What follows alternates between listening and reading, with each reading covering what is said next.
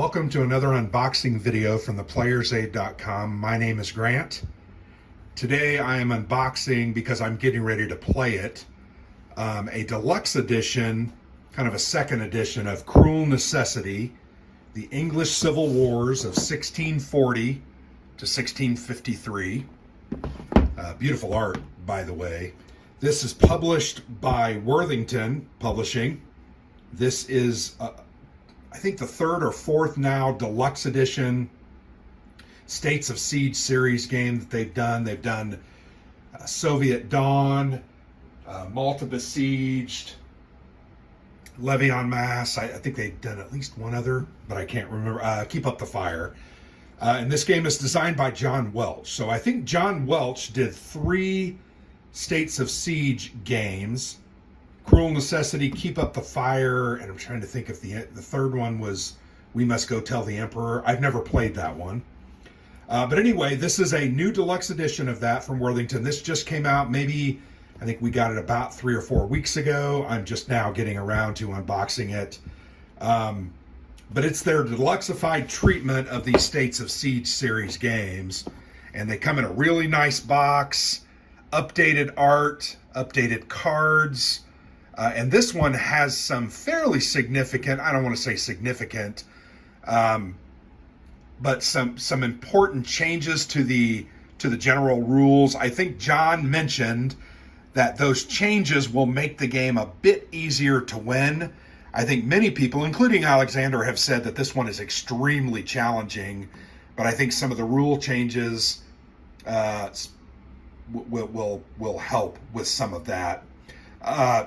But anyway, this deals with the English Civil Wars, and the name Cruel Necessity comes, you can see the quote there. Oliver Cromwell remarked that the beheading of King Charles was a cruel necessity. So this is that States of Siege series games. There are tracks or areas converging on a central point, and you have to fight those forces back or die. Here's a look at some of those components. Really like the art here. As a solitaire game, there is no 2-player option. You're going to play this. It says 1 to 3 hours. In my experience, these are 60 to 90-minute games. And the complexity on this one, you'll notice, is fairly high, but we'll see how it goes. I definitely want to play this, and in fact, I feel like I'm going to start playing it tonight. Let's go ahead and open it.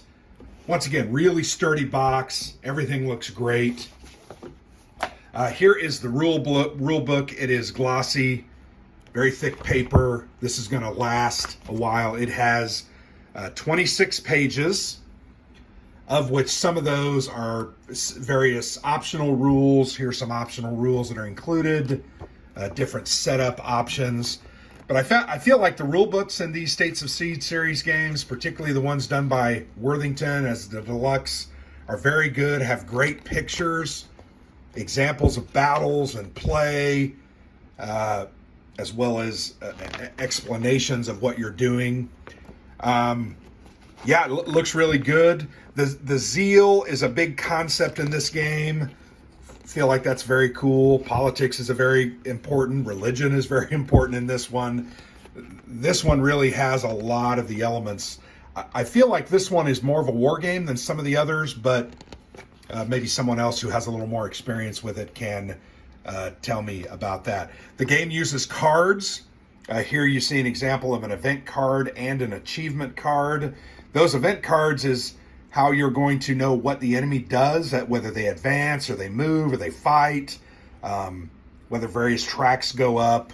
And then you'll also get, I believe, your number of actions from them. I was just trying to look at that. But anyway, that's a look at the rule book. Very nicely put together. There is a great player aid. It's a card sheet. Has all the rules that you're going to need to play the game. Great information about how things work. How does drawing and zeal and defeat in battle, how does defeat in the game work?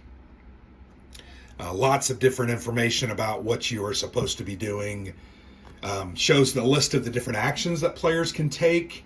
And then here is the sequence of play. So you're going to put that out by the board, and you're going to use that as you move through the game. There are, looks like two sheets of counters. Very nice counters, by the way. This counter just fell out as I grabbed it. Not a lot of counters, but they are very, very good. There are these that I believe these are going to go onto different standees or different things to show what is happening. Here are the enemies that you're fighting against. You can see there's 2 Irish enemies. If you know anything about States of Siege series, sometimes opponents will start at their highest level, say a 4, and some event that comes out on a card will change them to a 3. Here you've got the West and the North. Let's flip those over and see if that changes. It does. Sorry. You'll notice as you flip these over, their values do change. They're disordered. Really great looking markers. Really love the flags and the heraldry used there. Really, really nice. The other thing I do like about Worthington that they've done in these games is they use these dice roll modifier markers, DIM markers, that remind you what is happening, or events that come out that remind you of what you're supposed to be doing. Here's DRM markers. I always like those because it makes playing the game a lot simpler. And by no means are these games difficult, I don't think. I think they're fairly straightforward. Here's a look at a couple more of the enemies, just some other modifiers and different event markers. Well, they keep falling out. I'll pick those up. The pièce de résistance, here's the board. Really an upgraded board, mounted map board, really nice. This is going to be, and this is a huge board. A lot of times these States of Siege series games are not quite as large, but this one is very large. So here is, these are for defenses. If you'll notice these clicks around here, you can build fortifications to help those. And then you've got your different, they're not tracks necessarily, but they're different areas. So different colors, Ireland, Scotland, and then the different factions here in England itself. Lots of different information. Here's a modifiers box where you're going to put some of those counters that remind you, add or subtract something from a D6 die roll. You've got zeal points. You're going to have your battle cards here. I forgot to mention this has a couple different kinds of cards. Here's your draw pile and your discard pile. You're going to focus on that because you need to make it through the entire decks to win the game. Lots of different administrative information where units are held, and then it talks about how combat works, and then how units are used and recovered. Lots of information. Here are the different country tracks, as well as, I'm trying to think what they normally call these. I can't remember, but you can see you've got Ireland, and then you've got monarchy and Catholicism. So you've got a couple different kinds of tracks, and you're going to be worried about keeping these above or below a certain level. It's just very important for the game. So a beautiful board, as is always the case, I think, with Worthington.